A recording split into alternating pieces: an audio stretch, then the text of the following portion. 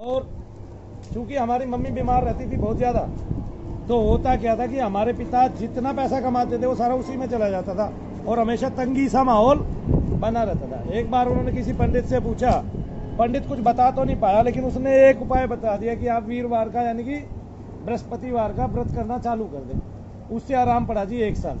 1 साल तक जितने उसने बताए उतने उन्होंने कर लिए। हम ये सोचते ही नहीं कि हम इसको ज़्यादा लंबे समय तक करेंगे तो और सिद्ध हो जाएगा। तो उसे 1 साल तक कोई भैंस नहीं मरी। मैं देखता था हमारे यहाँ एक गाय आई, वो बहुत शरीफ थी, बेहद शरीफ गाय थी। जब वो अपने खूटे पे थी, यानी कि जहाँ से हम लेके आए थे वहाँ थी, तो मैं उसके थनों में हाथ लगाया, सारा काम किया। मेरे यहाँ आके वो तीसरे दिन मरखा हो गई।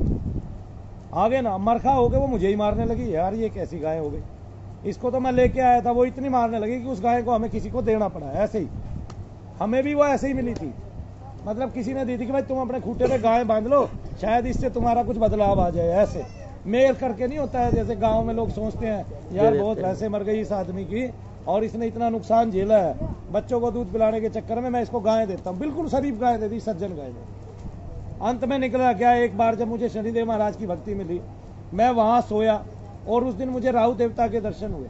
और मैं जैसे ही बाहर निकला, नीम के नीचे खड़ा हुआ, तो मैंने देखा कि इतना आसमान के कलर में इतना एक देवता अंदर से निकला। ऐसा एक महात्मा रहता था हमारे वहाँ 70-80 साल पहले, उसको वहीं पे उसकी समाधि बनाई गई थी। वो हिस्से में हमारे आ गया। वो तब की बात थी, वो भूल गए सब, ठीक है ना। और वहाँ पे 5-5 फीट भराव कर दिया, ठीक है। लेकिन तब मेरा दिमाग क्रोंदा और मैंने देखा कि एक दिन यहाँ खेलते खेलते मैंने एक चीज देखी थी कि मुंह देखा और फिर ऐसे ईंट लगी हुई देखी कि इतने ऐसे सर की जगह पे ईंट लगी हुई हैं, पत्थर लगे हुए हैं, रोड़े सफेद वाले, वो पहले वही वाले रोड़े होते थे और नीचे तक।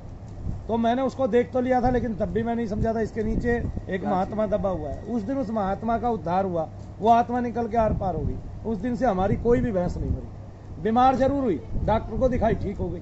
लेकिन उससे पहले एक बार तो हमारे ऐसे याद है कि मैं 10वीं में या 12वीं में था और हमारे पास 2 भैंसें थी। उस टाइम भैंस की कीमत ज्यादा से ज्यादा 16-18 हजार होती थी।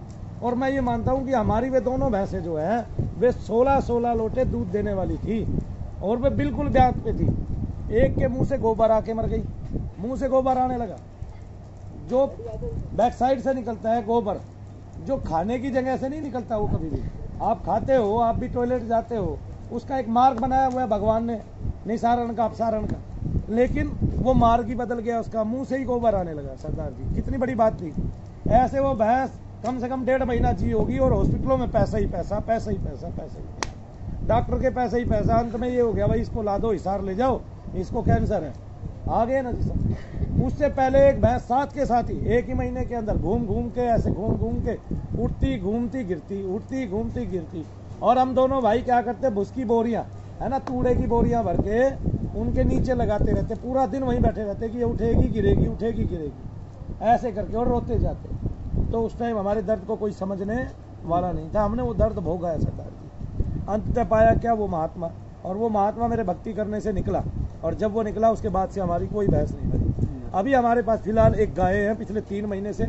उससे पहले हमारे पास 7 भैंसें लगातार रही हैं उसी दिन से, जिस दिन से वो निकला है।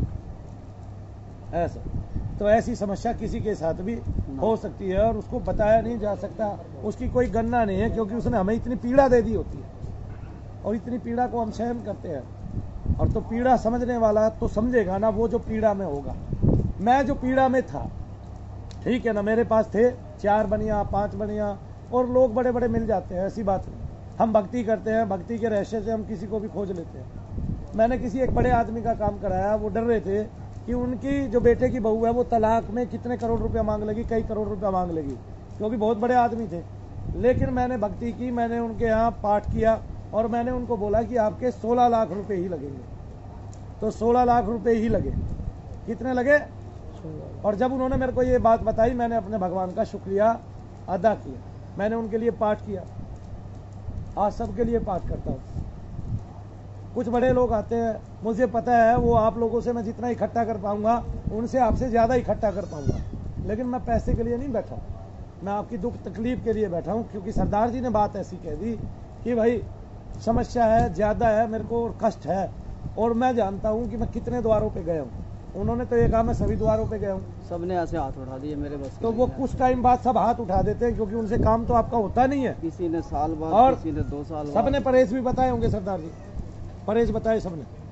बहुत जोर लगाया जी, नहीं बात कर पाए। नहीं, परहेज बताए थे लोगों ने?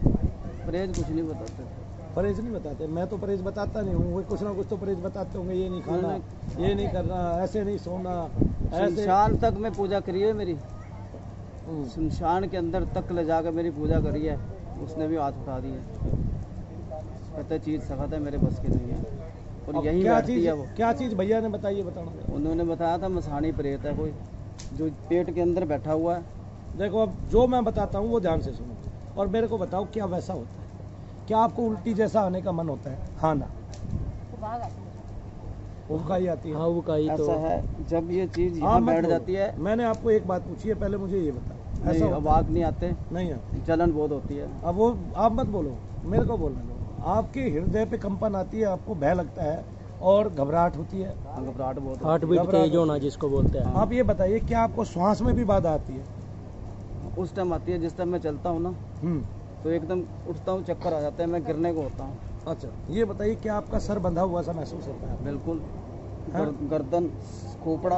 अब ये बताओ, ये मशान की क्रिया है, बेशक किसी से निकली नहीं, हो सकता है आपकी पुरानी हो गई हो, लेकिन क्रिया मशान की है। आ गए ना समझ, और हम निकाल लेंगे।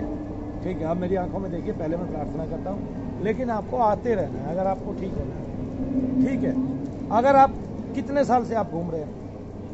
मेरे को 30 साल तो हो ही गया। 30 साल से आप घूम रहे हैं, मेरे को 3 साल आप 30 दे साल दोगे? की उम्र से घूम रहा हूँ, 56 साल की उम्र हो गई मेरी। मेरे को 3 साल दे दोगे?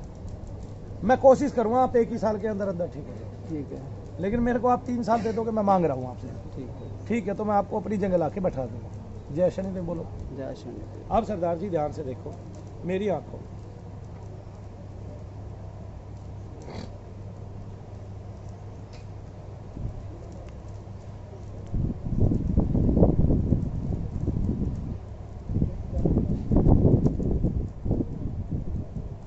अब मैं बता रहा हूँ, आप मनु भैया को देख के सीखेंगे, आप दुनिया का भला करेंगे, कल्याण करेंगे। ठीक है ना, आपका मार्ग प्रशस्त होगा। आप अब से जप करना चालू कर दो, कोई भी एक जप करो लगातार। कौन सा जप करते हैं? जब तो मैं ओम नमः शिवाय। ओम नमः शिवाय में ओम और जोड़ना चालू कर दो। वो भी ओम नमः जोड़ता शिवाय ओम, तो वो आप जोड़ते हैं तो और इसका रात को मतलब मनु सोते भैया हुए को भी आप करता हूँ, सुबह पढ़ते हैं, 4 बजे भी करता आप हूँ। वीडियो देखते हैं, इसका मतलब हमारे से जुड़ तो आप गए हैं हृदय से, है ना?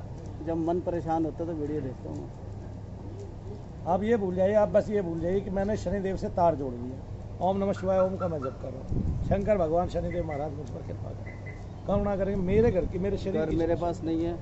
अभी बस मेरे को ये बता दो, दुकान घर में मेरे और पास भी नहीं कोई है। बीमार रहता है? केवल आप ही बीमार? मेरे घर में 4 बंदे हैं, एक मेरी वाइफ है, एक मेरी बेटी, उसकी शादी कर दी, एक मेरा बेटा। बेटे की भी शादी हो गई? नहीं, बेटा मेरा इंजीनियर लैपटॉप का काम करता है, छोटा। छोटा 21 साल का।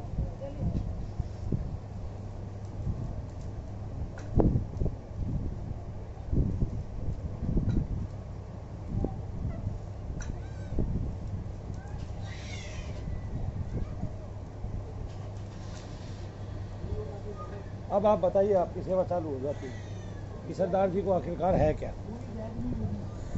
आप पहली बार आए? कर देना उनकी क्रिया पहली बार वालों से।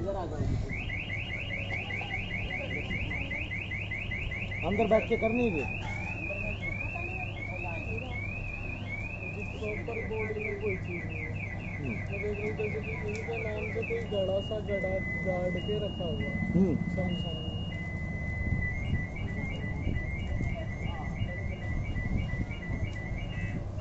जिसकी वजह से इन्हें हार्ट में प्रॉब्लम रहती है, चुभन सी रहती है, चुभन जलन होती है, जलन।